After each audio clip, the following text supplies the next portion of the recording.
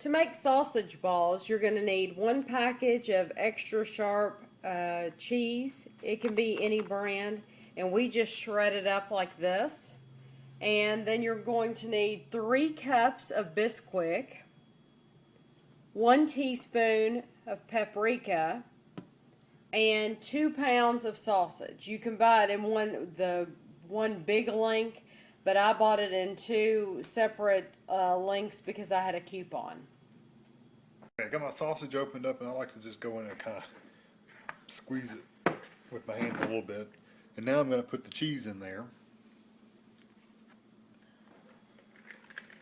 The sausage, we use mild sausage, but you can use hot if you want. Or half and half.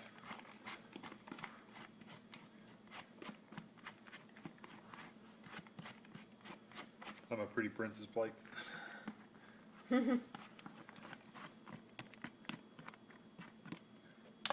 then I like to mix this in first and kind of get the cheese all mixed in, and then we'll put the Bisquick in. All right. First of all, this sausage is extremely cold. We've left it out for half an hour, and it's still very, very cold, and it makes your hands almost hurt. So if you want to avoid the cold, you might want to leave it out for a little while. Okay, now Tammy's going to dump the Bisquicks in it because my hands are filthy. And I can squish it out and kind of make a bowl, and then I kind of press it in. All in the sausage. And then I'll take this and kind of flip it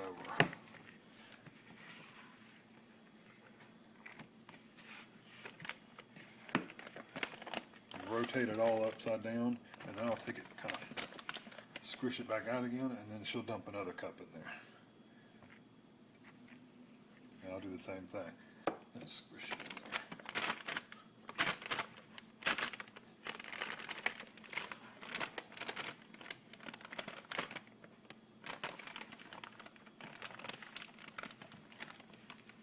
Last cup. Again, I've just kind of flattened it out again.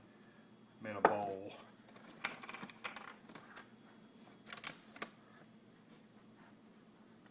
And then it gets paprika. How many do you get of that? 1 teaspoon. So we've got a half teaspoon, just kind of sprinkled all over. Which I didn't. I'll do the other half. And then you got another half. And actually, I don't think she was a full half there, so just give me a little bit more. Yeah.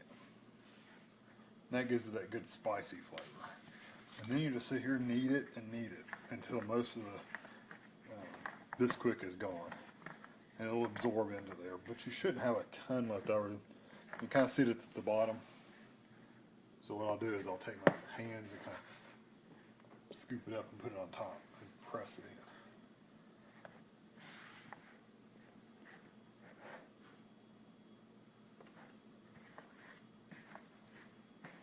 Here's it all mixed up, and there may still be some Bisquick on the bottom. Trust me, you'll pull it in. You're going to make balls, maybe just about that size, maybe a little bit smaller than a golf ball, maybe right at the size of a golf ball. And we put them in plastic containers, and we put them in the freezer. And then when you're ready to cook them, you just take them out and kind of chip off whatever amount you want and bake them. Here's the final product. And you can see I still have some Bisquick and stuff on the bottom, but it's okay. Okay, for your sausage balls, you want to lay down a piece of Reynolds wrap on a cookie sheet because this will have a lot of grease and you don't want them sticking to your cookie sheet, so that will catch that. So then these have been frozen, and sometimes they're a little tough to get apart, but you're going to just put as many as you want. Sometimes my kids would eat them for lunch, and we just fix 4 or 5 of them, and they would eat them for lunch. And then, like now, I'm going to make a lot of them. Now I'm going to put these back in the freezer, and I'm going to put these that I want to cook in the oven at 350, and it will take about 25 minutes. Okay, it has been a half an hour. I guess they took longer because there's so many of them. but you can just take your fork and pop them right off here, and then put them on a plate or whatever tray or whatever you want to use to serve them. But they do stick, so you have to be careful. They stick just like that. Like that, but that's how they look. And they're done. Having company over tonight, so after our sausage balls were finished, after we took them off the cookie sheet, we just put them in the crock pot and we leave them on low. And that way they just stay warm until everyone gets here.